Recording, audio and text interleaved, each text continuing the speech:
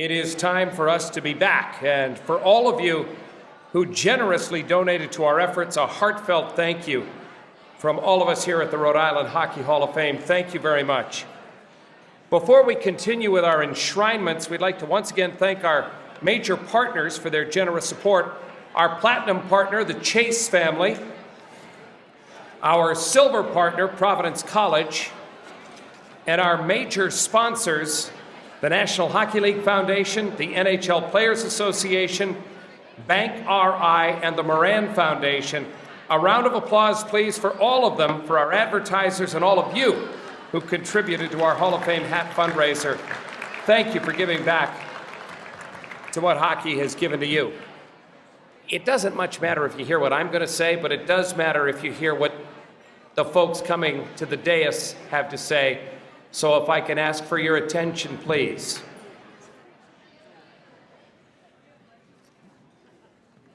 My kids never listened like that, truthfully. Now on with the presentations. Much has already been said about this pioneer Rhode Island sports and businessman who, if not for him, we probably would not be celebrating here today.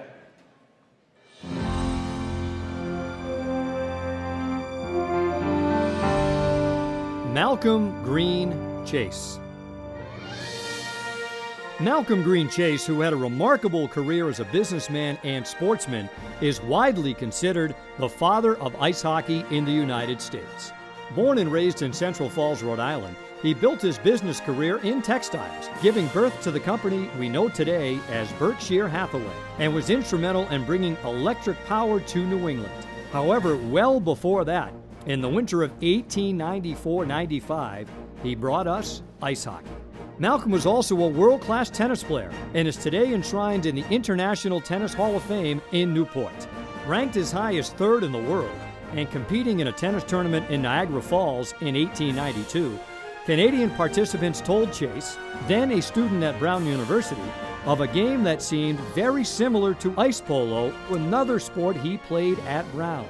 2 years later, Malcolm, who had then transferred to Yale, was asked at the invitation of the Victoria Hockey Club of Montreal to assemble a team of ice polo experts for a tour and exhibition of ice polo to the Canadians. Among these 7 experts he gathered were 4 Brown undergraduates.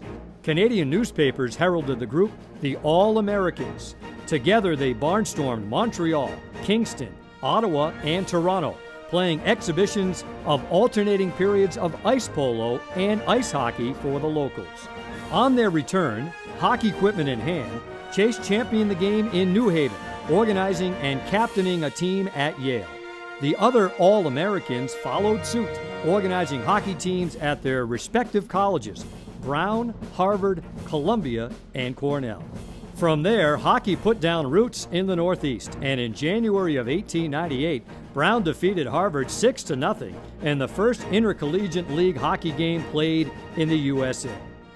37 years later, Malcolm, now a successful businessman, would again play a pivotal role in Rhode Island hockey history when he helped rescue the Rhode Island Auditorium from a Depression-era foreclosure, keeping it open for professional, schoolboy, and amateur hockey to continue uninterrupted.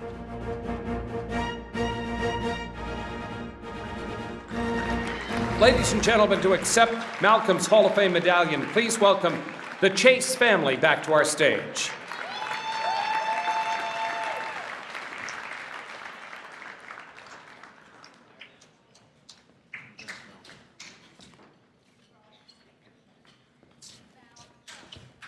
I know you've already heard from me, so I'll keep this short.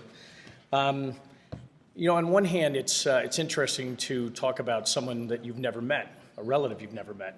My great-grandfather was died in 1955, and I was born in 1967, so I never got the chance to meet him. But on the other hand, I spent a lifetime hearing about him from generations, grandfather's generation, father's generation, and some of the things that he went through. And I remember, sitting down once with my grandfather, and he said, he helped bring electricity to the Northeast. I thought, wow, that's really great. That's nothing I'm going to ever do, but that's fantastic. And then I had another conversation with another relative, perhaps my father, who said, You know, he had a bunch of barges that he used to transport oil back and forth around the world, and this and that. And I said, how the heck do you do that? All right, well, so that's great. And then another conversation over the years where someone said he's a pioneer in the textile industry. And then, oh, by the way, he's in the Tennis Hall of Fame, and oh, by the way, he helped bring hockey to the United States. I thought, hold on, this can't be the same guy, you know. And I remember turning to my father and thinking, or saying to him, you know, how on earth, you know, am I going to live up to such a legacy like that? And he said, well, don't worry about it, because you never will. And to this day, I'm not sure if it was a compliment to my great-grandfather or an insult to me, but, you know, either way. I am deeply honored, as I said earlier, to be amongst, you know, a family of Rhode Islanders. I've heard this said a bunch of times by those that played it, that lived it, whether you were a hockey mom or dad or played the sport or a coach or whatever it was. You know, this is an incredible family of hockey people, and I've had the pleasure of meeting a bunch of them. And a good friend, David Broussard, sitting right in front of me, who I watched him play, and then, you know, I had a chance to be friends with him, and just met Dave Emma, and what a treat that was. So, an amazing group of people. I'm honored to be here with you guys. So thank you on his behalf, from the Chase family, on our behalf. This is a wonderful evening for our family. Thank you.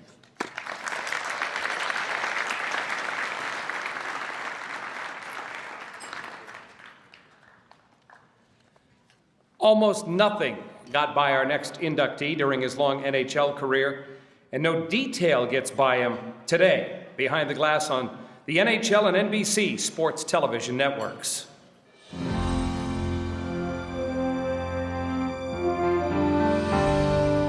Brian Boucher. Brian Boucher distinguished himself during his 13-year NHL career, and he continues to shine as rinkside reporter for national telecasts on NBC. What else would you expect from a goaltender with his own action figure? Bouch grew up playing youth hockey for his hometown Woonsocket North Stars. His ambition as a youngster was to one day play for Mount St. Charles Academy. He accomplished that and much, much more. Brian would help the Mounties to a pair of state championships before moving on to play junior hockey in the Western Hockey League. His outstanding play earned him the Philadelphia Flyers' 22nd overall pick in the first round of the 1995 NHL Draft. Brian won a silver medal at the World Junior Championships in 1997 and was named to the tournament All-Star team. In that same season, he was named the top goalie in the Western Hockey League. As an NHL rookie in 1999-2000, he posted a 20-10-3 record with a 1.91 goals against average and 4 shutouts. After being traded to the Phoenix Coyotes, Boucher set an NHL record in 2003-2004 with 5 consecutive shutouts and 332 consecutive scoreless minutes, a record that might never be broken. Over his 328-game NHL career, Brian would tend the nets for 7 teams and post a 2.71 goals against average and a .901 save percentage, the best of any Rhode Island native. Today, Brian serves as an inside the glass and studio analyst for NBC Sports Group's coverage of the NHL. In addition, he's an analyst for NHL Network and for CSN Philadelphia's telecasts of Flyers games. Now a veteran of 3 seasons with NBC, Boucher's ability to dissect the game clearly, concisely, and articulately have earned him a reputation as one of the best analysts in the game.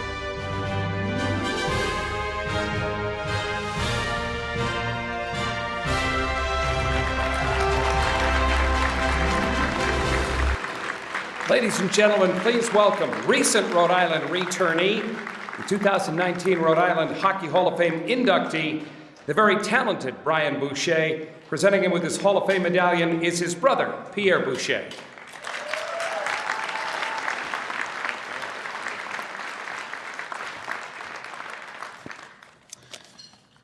Thank you very much. I have to say I speak probably in front of, I don't know, hundreds of thousands of people on TV, yet I'm quite nervous being up here speaking in front of all of you. Thank you very much to the Rhode Island Hockey Hall of Fame, the selection committee, for this honor. I'd first like to congratulate all my fellow inductees. It's truly an honor to be recognized with such a distinguished group that has helped grow this great game of hockey in the state of Rhode Island. Congratulations to each and every one of you. I don't know if I can follow up Digit's energy up here, but That was quite something. And I know we were told to keep this under 5 minutes, but I have no plans to write a book someday, so I guess I'll spill my guts a little bit here. I apologize if it runs a bit long. It's been almost 6 years now since I retired. I've had a lot of time to reflect on what my career has meant to me and all the fun days I had playing a kid's game. I often ask myself, how is it possible a kid from Woonsocket could live out his childhood dream of playing in the National Hockey League? For the purpose of this speech, I narrowed it down to 2 words that explain how I think it was possible: pride and resiliency. Pride. It's a word that's used a lot in sports. There's team pride, school pride, pride in the crest in your uniform, family pride, and on and on. It's almost impossible to find an athlete that's been successful at his craft and them not having an incredible amount of pride in the way they approach their work. But the pride that I feel tonight and that I've felt for so many years is the pride that I have in being from Rhode Island, in being a small part of a rich history of the game of hockey in this state. Pride in all of the Rhode Island players who came before me and inspired me to chase my goals of being an NHL player. I'm talking about guys like Chris Terreri, Ron Wilson, Keith Carney, Brian Lawton, Matthew Schneider, Paul Gay, David Emma, Stephen King, Dave and Jack Capuano, Rob Gaudreau, Clark Donatelli. You guys have no idea what impact you had on me as a young kid. I truly believe that I could make it to the National Hockey League because I watched you guys make it to the National Hockey League. And more importantly, to those that I named that played at Mount St. Charles, I was incredibly inspired even more because I knew the halls that you walked and the ice that you skated on were the same halls that I was walking and the same ice that I was skating on. That's powerful stuff for a kid that had big hopes and dreams. My hope today is that the pride continues in Rhode Island for the next generation of players coming up, that we will be honoring players for decades to come. We may be the smallest state, but we have an incredible story and history that should be carried on and built upon here. So if you're a young hockey player out there, you should dream big, be a sponge, work hard, and believe it can happen because it can happen. Resiliency. One of the things I'm most known for in the National Hockey League probably is my shutout streak. People ask me, what was it like and how did you do it? And I'm happy to engage in conversation, and typically my answers are underwhelming because frankly, I'm not really sure how I did it. I can say with certainty, however, that was a real neat moment in my career and I'm happy to have that record. But aside from that, it's just a boring answer. I think what people don't realize though is there's a story behind that streak. And the story goes, in the month and a half leading up to that 5.5 game stretch where I didn't give up a goal, I was actually the 3rd string goalie for the Phoenix Coyotes. Completely fearful of being sent to the minors, I had fallen out of favor with my goalie coach, was not even allowed to practice with my team. Every day I would arrive at the rink before my teammates, work out with the injured players, then hit the ice to get my work in with the goalie coach and assistant coaches. Occasionally I'd get a teammate or two to shoot on me for 45 minutes to an hour of the session before I had to depart when the team came out for its full practice.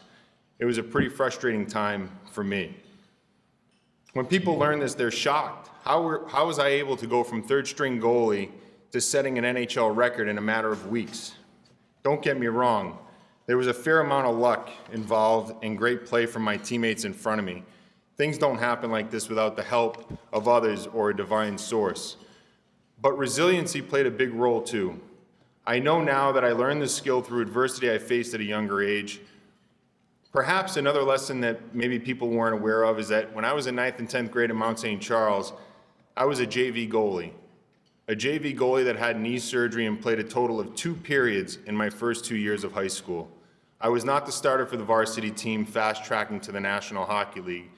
Not until my junior year did I get an opportunity that finally came because a goaltender ahead of me by the name of Mark Sinersha, who was a senior, decided to transfer to Kimball Union. I still thank Mark for transferring up to this day. Who knows how it would have played out if he stayed for his senior year. Up until that moment, it was a real difficult time for me. And at that time, I didn't realize how important that adversity would be to my future successes down the road. It was huge. The bottom line is there is no growth without adversity. I had to learn to dig deep and learn to bounce back from my setbacks. Most important, Coach Bill Belisle helped instill a work ethic in all his players, and I know that I would never have made it to the National Hockey League without learning that work ethic and learning to grow through that adversity. I can't thank Coach enough for this. In sport or in life, adversity is inevitable, and you must learn the skill of resiliency to have success and growth. With all of this, I never would be here if it wasn't for my family, coaches, and friends. The list is long of people to thank, and I apologize in advance if I leave anybody out. First and foremost, I thank my mom and dad, Lise and Norman. Unfortunately, they are no longer here with us, but their love and spirit will last forever. They gave me all the support and love a son could ever ask to be successful. If you ask my siblings, they'd say I was spoiled, but I called it support. My dad's love for hockey rubbed off on me at an early age as we watched many hockey games in our living room. Keep in mind, this is the time before NHL center ice package, so we were forced to watch the hated Boston Bruins or the Hartford Whalers. Our team was the Montreal Canadiens. My mom and dad were from Quebec, so I was brainwashed at an early age. That's just the way it was. The best nights for me was when the Canadiens would play the Bruins or the Whalers, and my mom would allow me to stay up to the end of the game on school nights. These were great memories and started my passion and love for the game. Being the youngest of four by a wide margin meant I had extra parents in the form of my brothers and sister, and eventually my brother and sister-in-laws. My oldest brother, Pierre, and my sister-in-law, Karen, my sister, Menno, and my brother-in-law, David, who, by the way, is a huge Bruins fan. That did not go very well in our house, would help with rides to and from games when my mom and dad occasionally went away on vacation, and their presence at my games always boosted my spirits. I thank you guys for all your support through the years. I can't thank you enough for that. My brother Bruce, who unfortunately passed a few years ago, was my inspiration to be a goalie.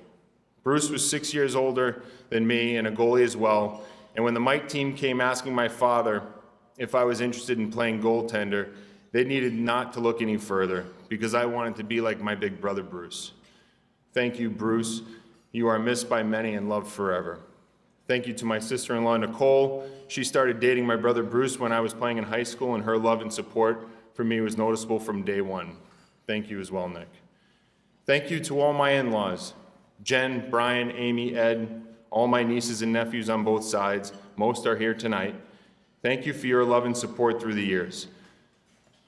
When you play for 7 different teams and move every other year, you need lots of help. A big-time thank you to my mother-in-law, Linda, and father-in-law, Paul, 2 of the most selfless people I know. They were always there to help during these times, whether it be helping with the kids so we could have a date night or driving my cars to and from Rhode Island in the off-season. They have always been there for us. I love you and thank you. My youth hockey days were so wonderful and fun-filled. It all started there. The foundation was built when I played for the Woonsocket North Stars starting at 6 years old. Great coaches, administrators, and lifelong friends. Thank you, Mark Glode, Roger Monfett, Gil Perot, Dennis Ogier, John Robitaille, Jeff Robitaille, Jim King, John Paquin, Dave Belisle, Tony Cerisi, Pam and Wally Berard, Larry Reed, Ray Morgan, Richard Oliver, all my teammates through my days with the North Stars, Rhode Island Saints, East Providence Blues, and Mount St. Charles. And a special thanks to Brian Berard for being the guy that raised the bar athletically for us all. You didn't know it, but we all benefited from playing with you on our teams. Last but certainly not least, my wife Melissa and my children Brianna and Tyler.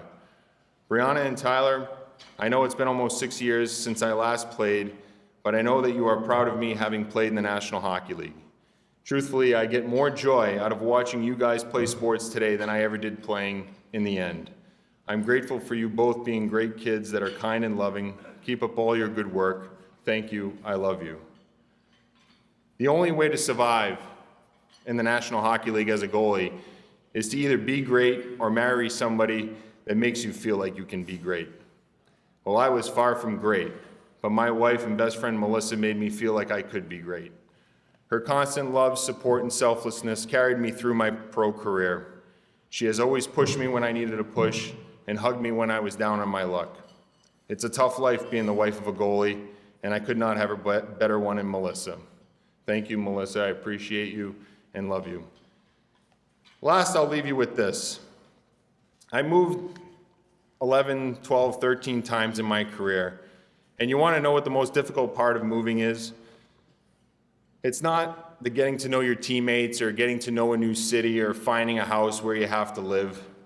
It's finding a good barber that can give you a good haircut. And as you can see, I didn't find that guy on Wednesday when I went for my haircut. We just moved back to Rhode Island on Sunday. Well, thankfully, I think my hair still grows back, so I should be in good shape. We just moved back to Rhode Island on Sunday after 20 plus years away, and as you can see, I'm excited to be home. Lucky, we are thrilled to be home, I should say, and I look forward to seeing familiar faces and friends a lot more often. Thank you for letting me share a few moments with you all. I hope you all have an enjoyable evening. Thank you.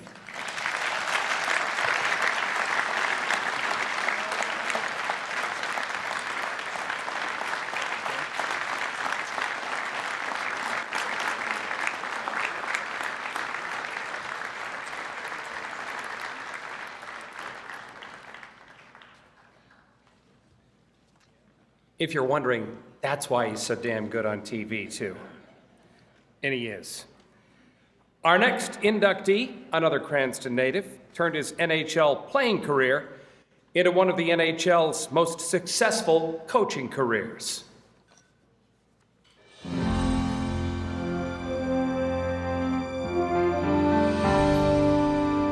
Jack Capuano. Born in Cranston, Jack Capuano and brother Dave started skating around the time they started to walk. Jack first came to the attention of Rhode Island hockey watchers when he played on Johnston's 1981 National Championship Bantam team. After a year at Cranston East, Jack transferred to the Kent School, where he starred on both the gridiron and the ice. As a junior at Kent in 1984, he was the Toronto Maple Leafs' fifth-round pick of the NHL draft. The following year, he accepted a scholarship at the University of Maine. An offensive defenseman, Capuano scored 121 points in 124 games for the Black Bears and holds the school record for career goals by a defenseman with 32. He captained Maine to the Hockey East title and the Frozen Four in 1988 while earning first-team All-American honors with his younger brother Dave. Later that year, Jack signed with the Leafs and got his first taste of the NHL the following season.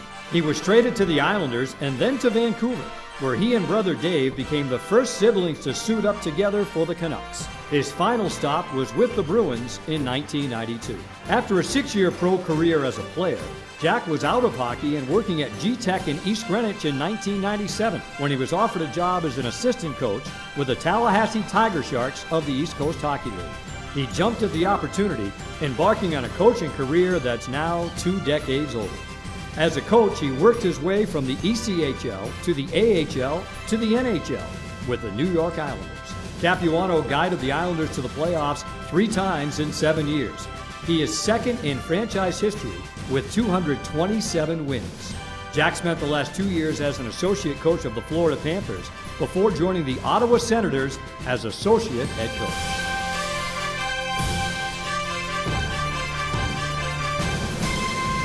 As you heard Dave Gaucher say, Jack unfortunately can't be with us this evening. He's sort of setting up training camp as the new associate head coach of the Ottawa Senators.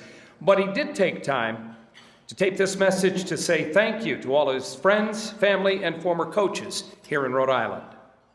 Good evening, everyone. Sorry I can't be with all of you tonight. I want to thank the board of the Rhode Island Hockey Hall of Fame and everybody involved in this great event.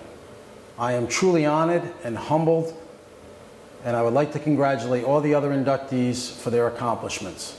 When one receives individual recognition, there are many people to thank. I would like to thank all my youth hockey coaches and my high school coach, the late Dick Ernst. I would like to thank all my friends and my family. To my brother David, Mark, my sister Christine, for all their support.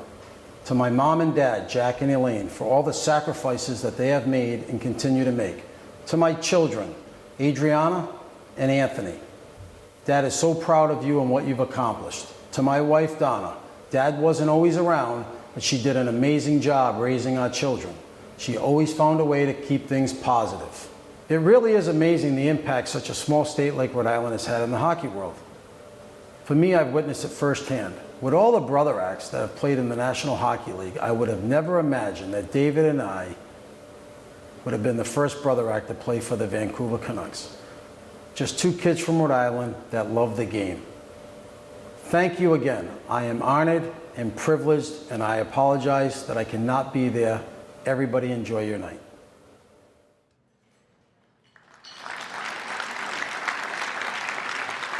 Here to accept Jack's Hall of Fame medallion, another former NHLer, Maine All-American, and two-time Hobey Baker finalist, Jack's very talented brother, Dave Capuano, and presenting him with Jack's medallion, their proud parents, Jack and Elaine Capuano.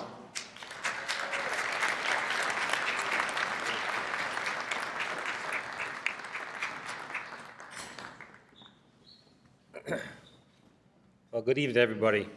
Would have been nice if I saw that video before I wrote a little speech, but it's kind of typical Jack to me. Just get it done, David.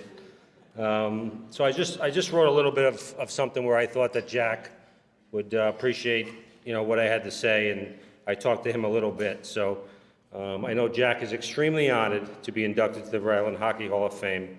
On behalf of Jack and our entire family, I'd like to extend my thanks to the Hockey Hall of Fame and its selection committee for its consideration to include him in this group of esteemed members of the hockey community. I would also like to congratulate all the other inductees and also thank all the media, the local media, who supports this event. While on a personal level, recognition such as this induction is tremendous, it is on a much greater level that the whole program enriches our sport. What the Rhode Island Hockey Hall of Fame does is help the future of hockey in this state by providing a place where young athletes can see so many mentors and role models. Jack comments all the time on how many people he met from Rhode Island through the travels throughout the NHL world. Our state has a long history of great people who have contributed to this league, and the Hall of Fame showcases many of these people. It is through this type of public recognition and awareness that the next generation and future generations of young people will be encouraged to give all to a sport that has given so much to all of us.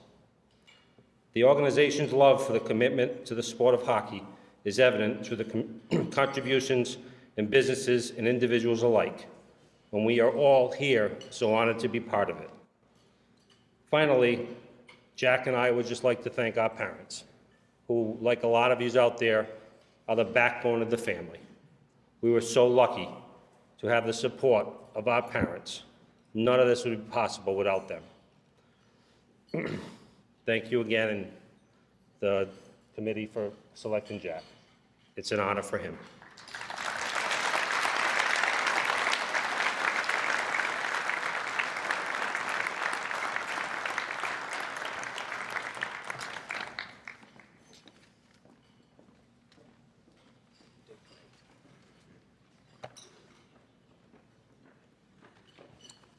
Last year, one of the Hall of Fame's charter inductees was unable to attend the enshrinement ceremonies.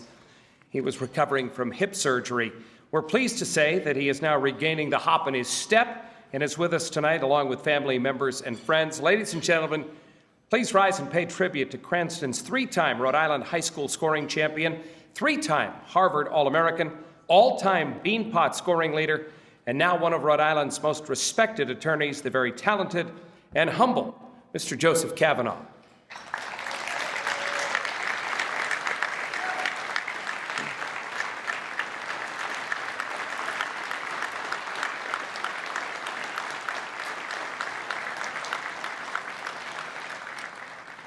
From all of us, thank you, Joe. Also with us this evening, our Charter Rhode Island Hockey Hall of Fame inductees. Please also welcome Mr. Bill Belisle,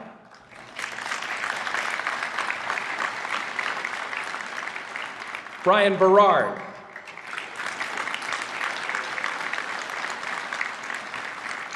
and the lady I began the evening apologizing to, Shirley Topazzini, the lovely wife of Hall of Famer Zelio Topazzini. A round of applause for them as well, please.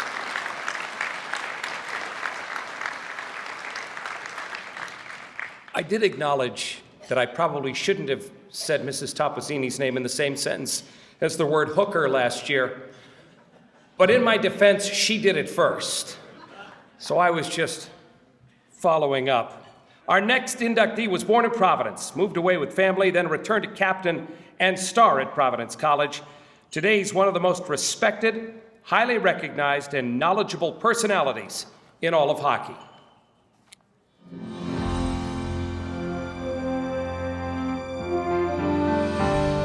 Brian Burke. Brian Burke was born in Providence and raised in Edina, Minnesota, before returning to Rhode Island to play hockey at Providence College, where he enjoyed an outstanding collegiate career and served as the Friars co-captain with Ron Wilson as a senior.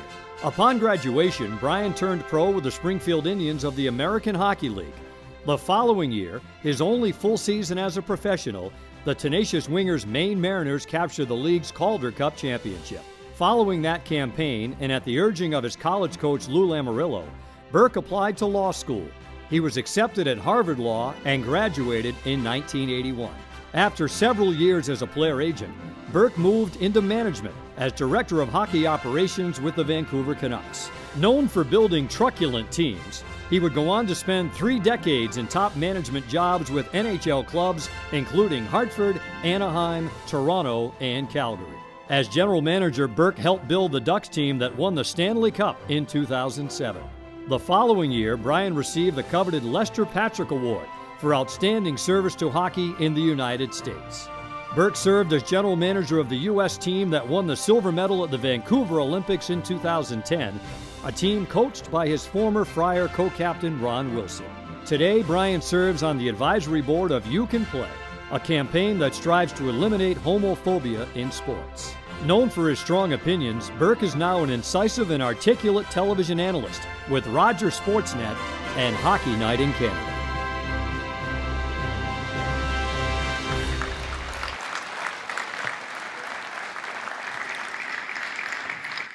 Berkey Ghosh worked truculent into the introduction. I like that.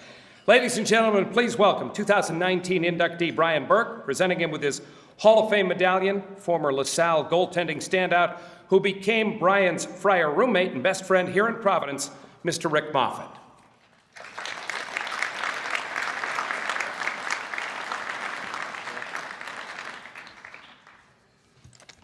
Well, Dale made fun of my tie. This is how I usually wear it. So I'm going to wear it this way now.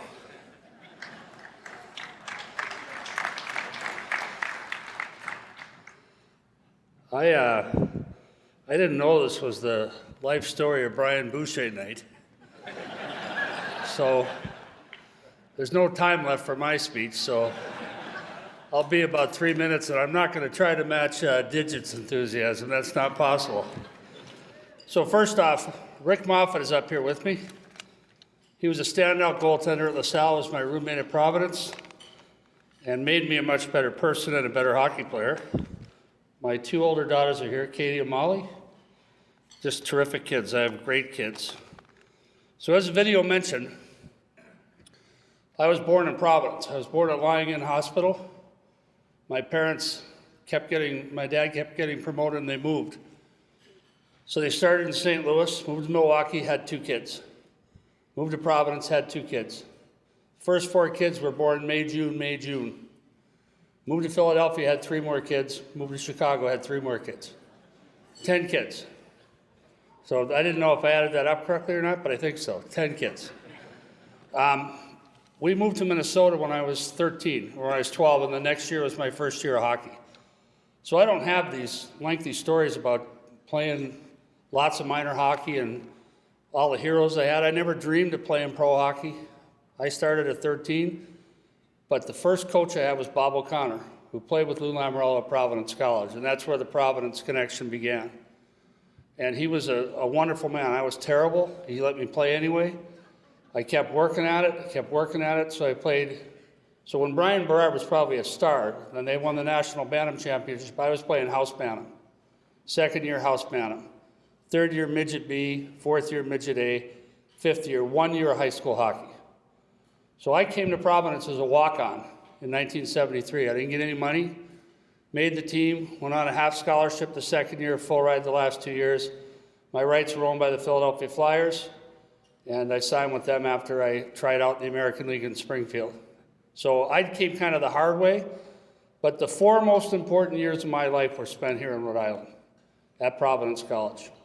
And I owe the school so much, I owe Lou Lamorello so much, I owe the Dominican Father so much, and I do consider this home. It's a small state, but it's a special state. I often tell people it's the best kept secret in the United States as far as the beauty, the people here, but the hockey tradition is just amazing, and it's you see it all here tonight. So I want to thank, no one's thanked Dale yet. I think Dale is just a great broadcaster, and I've known him since he broadcasted the Maine Mariners after he took over after Mike Emmerich. I want to thank the other inductees. Part of the pride that you feel at an event like this is the quality of the people that are being acknowledged, but I also want to acknowledge the class of 2018. They got it right last year. The Rhode Island Hockey Hall of Fame got it right. That class was the right charter class. So congratulations to the guys who are here. Joe Kavanaugh, great to see you. So it's been a great honor for me. I owe the state a lot, and I'm truly grateful to receive this award. So thank you, and good night.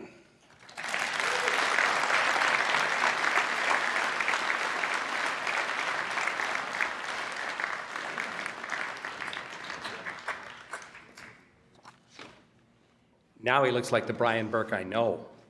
I didn't know who he was with the tie all done up earlier in the night.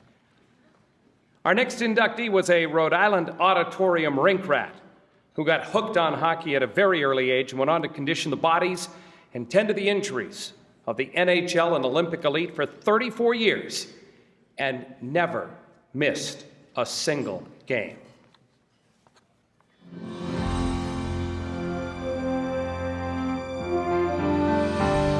Peter Demers.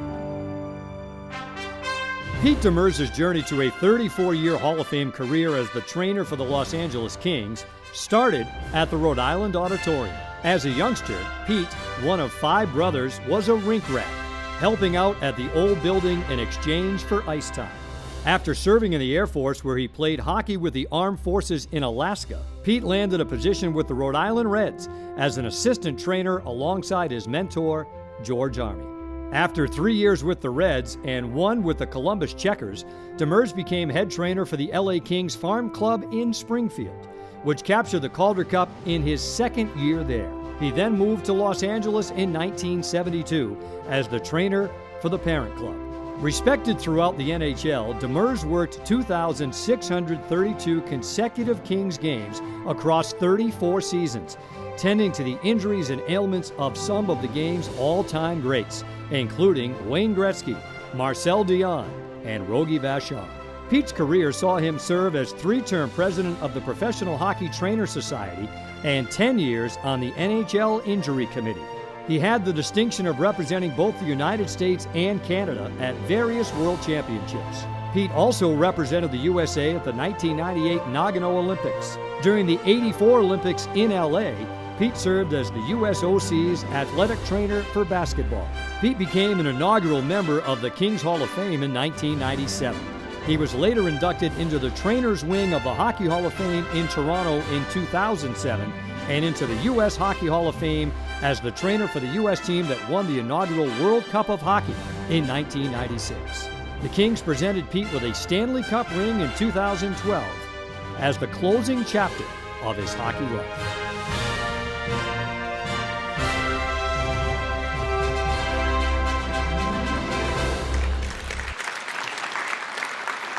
Ladies and gentlemen, NHL and USA Hockey Hall of Famer, and now Rhode Island Hockey Hall of Famer Pete Demers. Presenting him with his Hall of Fame medallion is his brother, Phil Demers.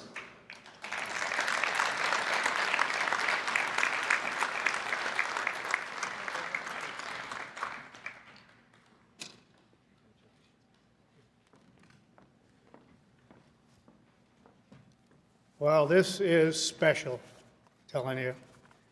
It's just like for a trainer, it's amazing.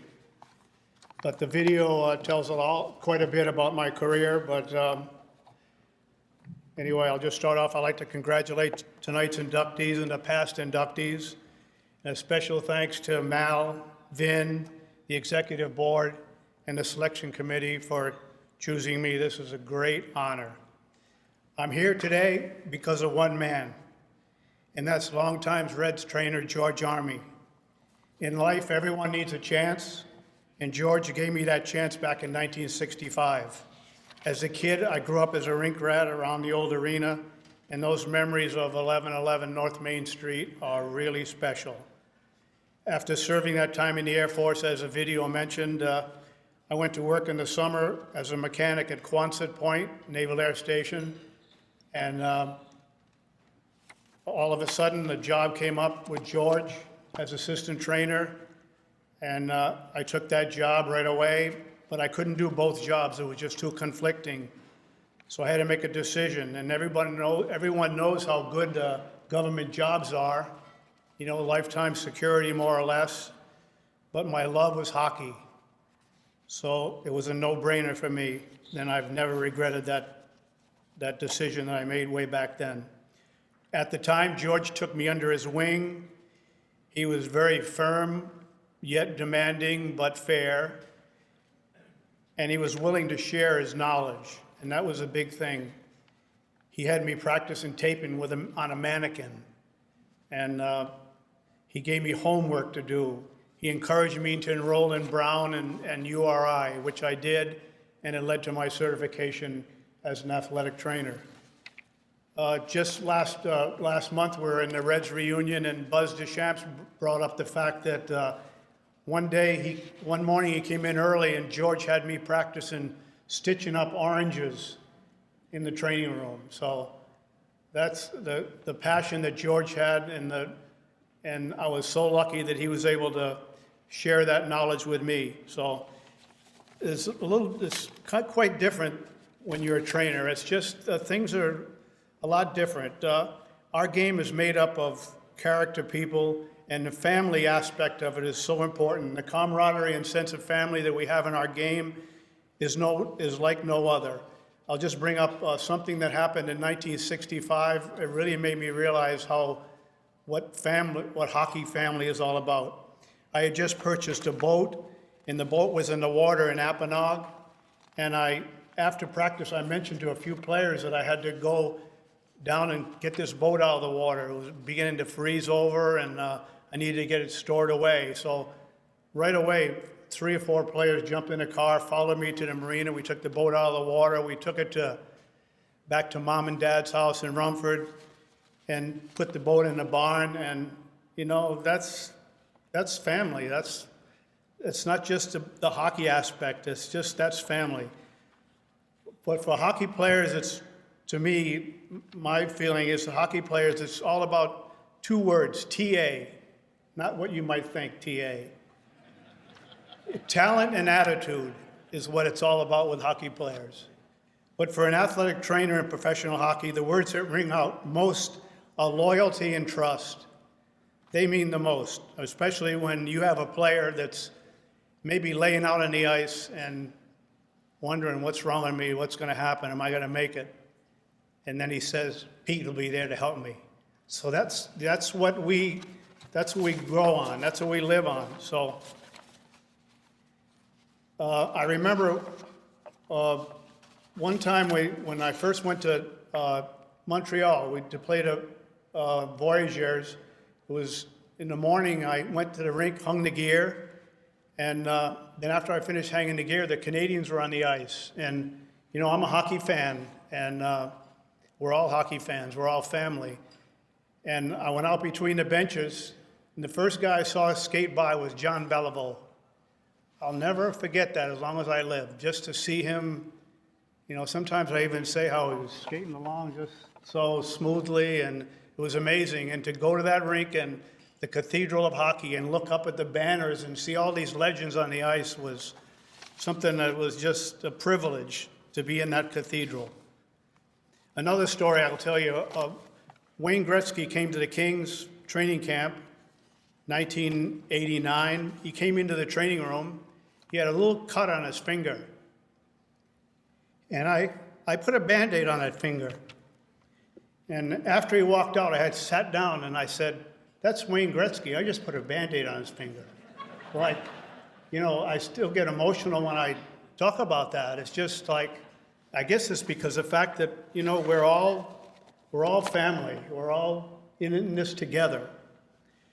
And I'll give you a little bit. Another thing that's good, that matters for the trainers, is luck. And talk about luck. Trainers need a lot of luck. They have no control over their fate. There's 100% luck that in Los Angeles I was able to survive 13 coaches. And this, I'm telling you this, not about ego, just how, you know, the roll of the cards, the dice just happened to fall my way. I got lucky.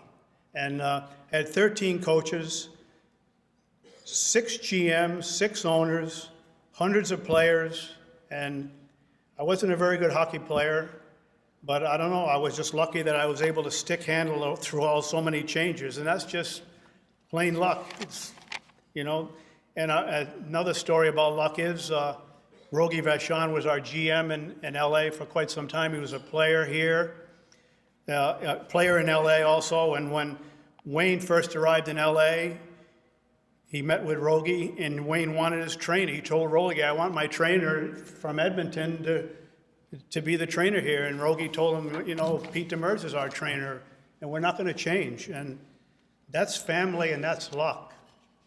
Maybe it's because in the 70s, when Rogie was playing, he came down one summer. He stayed a week, and we had lobsters every night. I took him fishing. I sent him home with 20 lobsters that we caught and some traps I had.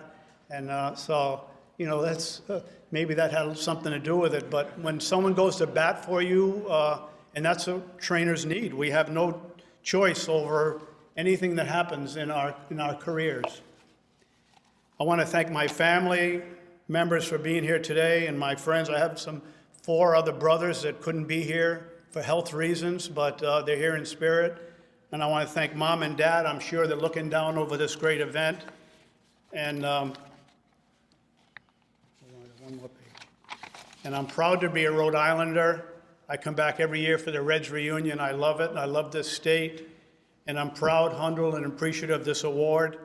But more than anything, I thank God and George Army for the opportunity to be part of the greatest game in the world. Thank you.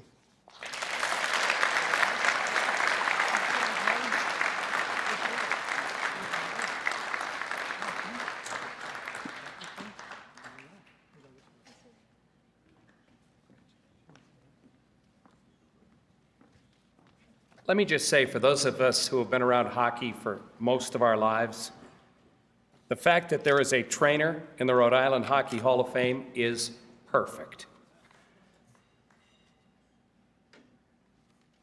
The next Rhode Island hockey legend, the star of the award-winning documentary on Frozen Pond, turned a quiet northern Rhode Island town into a New England hockey power, and later vaulted Providence College to national hockey acclaim.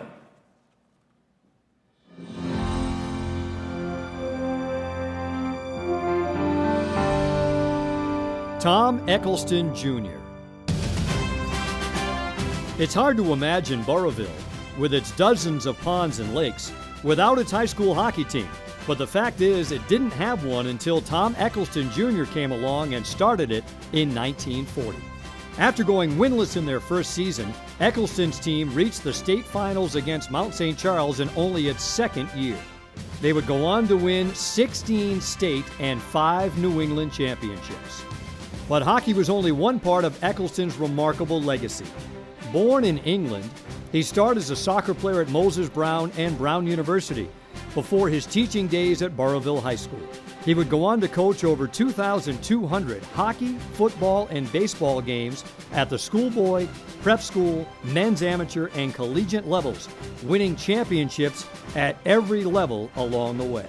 Taking over as head coach at Providence College in 1956, Eccleston helped the Friars climb the ladder of the Eastern College Hockey Elite.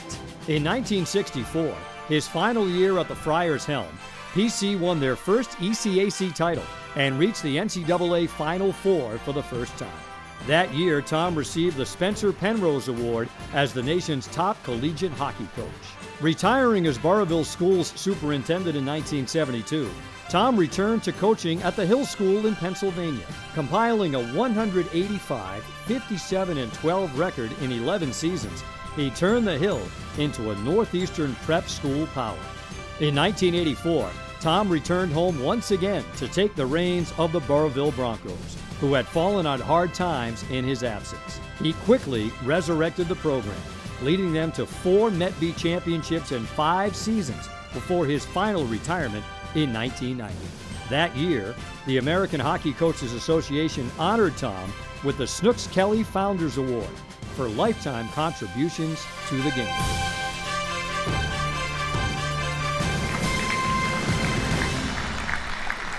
Ladies and gentlemen, accepting for his father, please welcome Bill Eccleston, and presenting his father's medallion, another brother and one of our state's all-time great coaches himself, Tom Eccleston.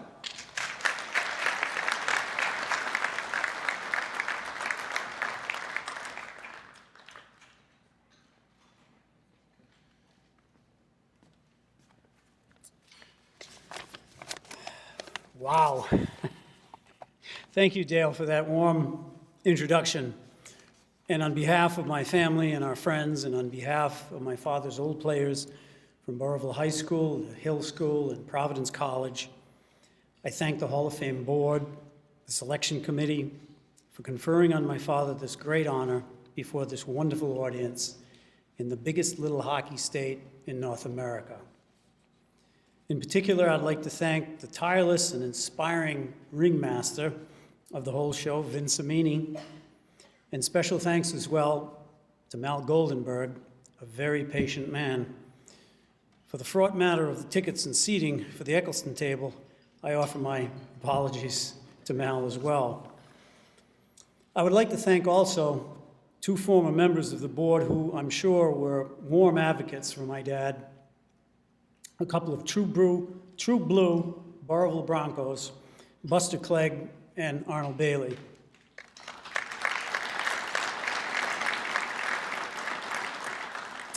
And congratulations, too, to the other inductees sharing this stage tonight: Digit Murphy, Jack Capuano, Brian Boucher, David Emmer, Brian Burke, Peter Demers, Malcolm Chase, Judge Dooley, and the grand père of hockey, Brother Adelard. And if you would, especially you Providence College people out there, would you please recognize my father's assistant coach throughout his tenure at Providence College, a man who, if you know him, is truly a coach's coach, George Ducharme. George, would you please rise?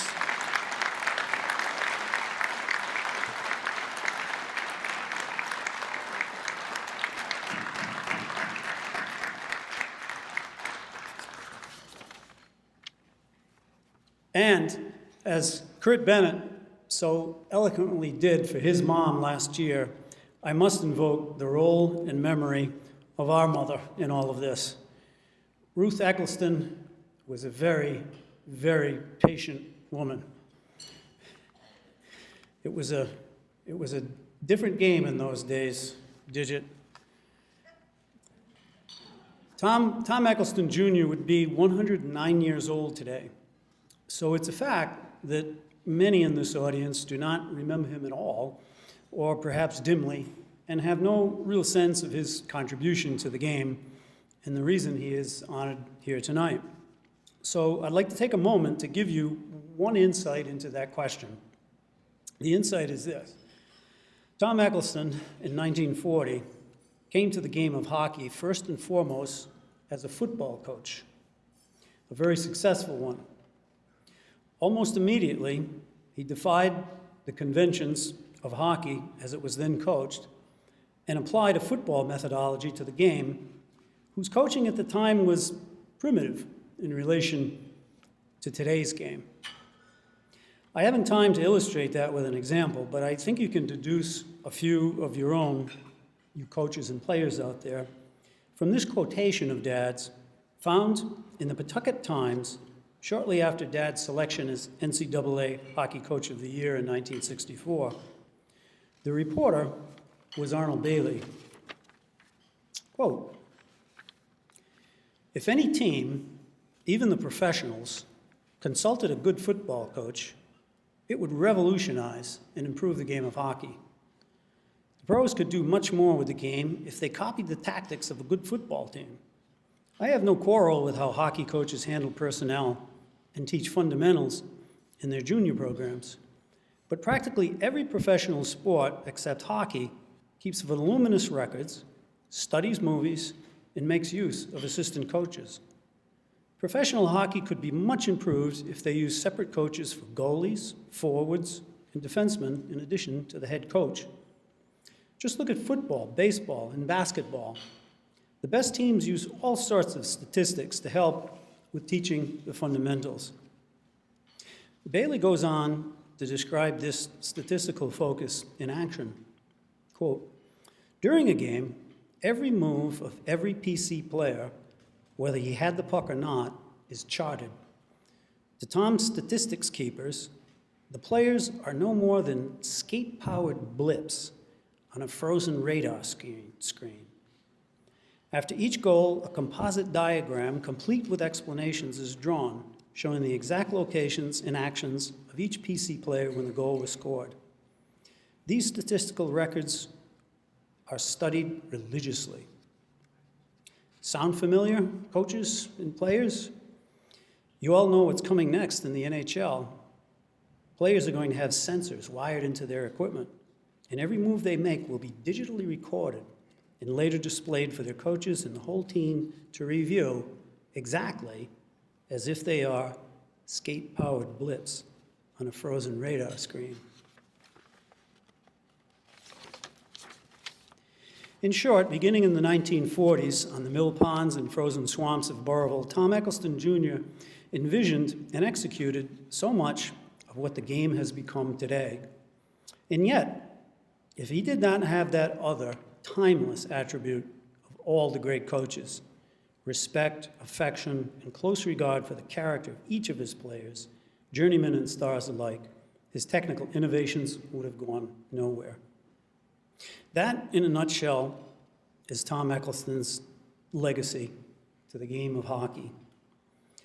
I thank you all again in this thing of ours, this wonderful Rhode Island hockey family, for conferring this great honor on my dad. Thank you again.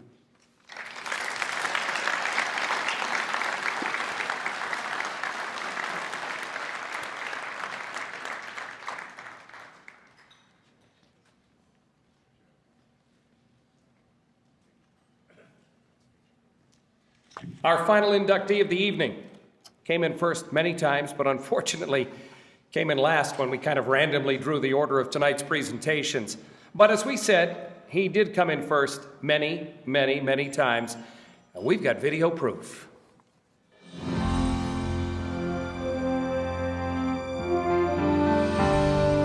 David Emma. Like most exceptional hockey talents, Cranston's David Emma was encouraged by family at a very early age. As a teenager, he was already starring on the Edgewood midget team that captured the national championship, and where he played alongside three other future NHLers, Rob Gaudreau, Steve King, and close friend Keith Carney. David's star continued to shine at Bishop Hendricken, where he was a prolific scorer and a three-time Rhode Island All-Stater. He moved on to an even more brilliant career at Boston College, finishing as the Eagles' all-time leader in goals with 112, assists with 127, and points with 239. His jersey now hangs in Conti Forum. A two-time first-team All-American, he was the 1991 Hockey East scoring champion and Player of the Year, and was selected by USA Hockey as the New England Amateur Hockey Player of the Year. He capped his collegiate career by winning the Hobey Baker Award as the nation's best college hockey player. He was the first Hockey East player to be so honored. And though many have been finalists, he is the only Rhode Islander to date to ever win the award. Emma answered the bell for his country on several occasions, twice playing in the World Junior Championships in 1988 and 1989, in the World Championships in 1991 and 1999, and then representing the United States in the 1992 Winter Olympics in Albertville, France. Drafted by New Jersey in 1989, David turned pro in 1992. He went on to play for New Jersey, Boston, and Florida in the NHL. David was later chosen, along with his former Henrican coach Don Armstrong, to carry the Olympic torch for Rhode Island and his country on its journey to open the 1996 Olympic Games in Atlanta.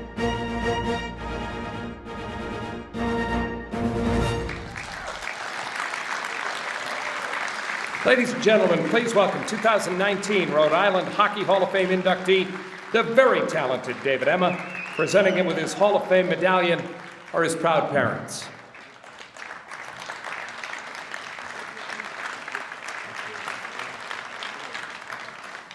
Thank you very much. Well, I guess I need to keep this very short because I know I'm the last guy and everybody wants to get out of here, I think. But before I say a few words, I really want to thank the Twin Rivers for their incredible hospitality. What an evening. What an evening. It's been amazing, and I know you guys have put a tremendous amount of work into making this evening so special. I want to thank the committee for this incredible honor. Like so many had said, you know, all of us sitting here in this room, we have so much to be proud of, this rich hockey history in Rhode Island. It's an honor for me to be with so many great legends, so many great friends, Keith Carney, Brian Boucher, Brian Berard, Chris Terreri, guys that, you know, some of the guys are younger than me, but I had guys that I absolutely admired and looked up to through my years. Guys like Brian Lawton, who was poetry on ice.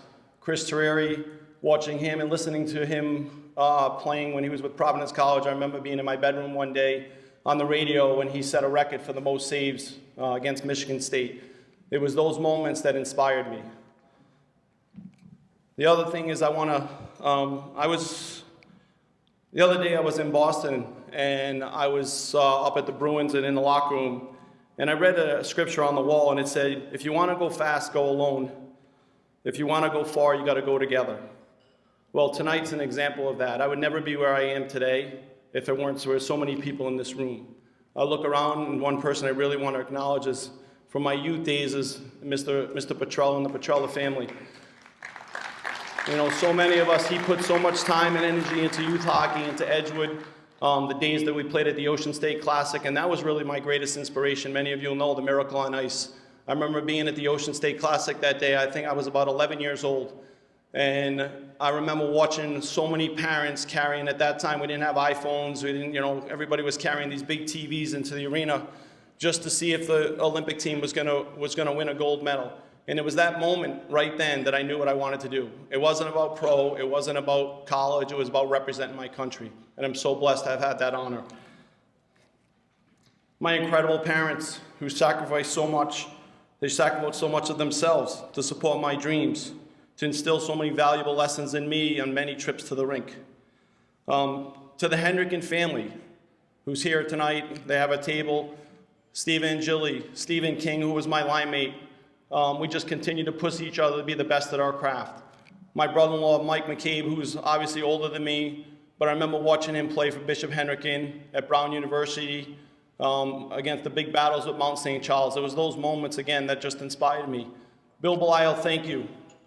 I know I was probably a pain in your neck for a few years, but boy, did you inspire me to be the best. You set the bar for Rhode Island hockey. You made us all want to just, every year was about beating Mount St. Charles, and I thank you for that because it inspired me.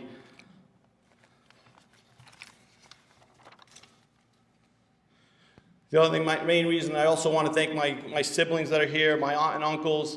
So many times, the trips they made up to Boston College every single weekend, not only during my high school years, but also during my college years. Auntie and Uncle, Auntie, I'm sorry, I think you missed a lot of dinners because you had to go to hockey games, but thank you so much for all your support during all those years. And also the main reason I'm here tonight, and the chance to share what makes this night so special, is to share this honor with my family. My wife, Jackie, my daughter, Alexandra, and my daughter, Victoria, who can't be here because she's pursuing a tennis career at the University of Florida. But again, as Brian said, there's nothing that makes me more proud than to see my family and my children really live out their dreams and pursue their dreams. I can tell you my journey from everywhere, from the rinks of Rhode Island to Edgewood to Henrican to the Olympics to the NHL, The journey was never perfect. We dealt with a lot of adversity. As Brian mentioned, being the wife of a professional athlete, you're spending many times you're in different cities, sometimes twice in a year. But my wife, Jackie, every single adversity, every curveball we faced, she always made it feel like it was a changeup that we could hit out of the park. And we did. We've been together since we were 15 years old, and I can tell you, I would never be where I am today without her love and support, so thank you. And in closing, I just want to thank everybody again for this amazing honor. And I know that I've been out of Rhode Island for quite some time. It's just the way my career took me, and also after my hockey career, my professional career. But I can tell you this for sure, that the Rhode Island in me will never die. And you guys will always have a special place in my heart. So thank you so much for this amazing honor to share with so many great hockey legends.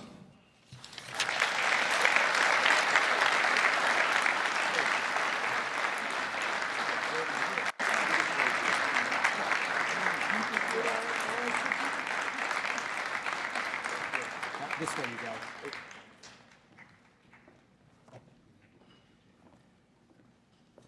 We hope this has been an enjoyable evening for all of you. We hope to see you here again next year with the enshrinement of our 2020 class.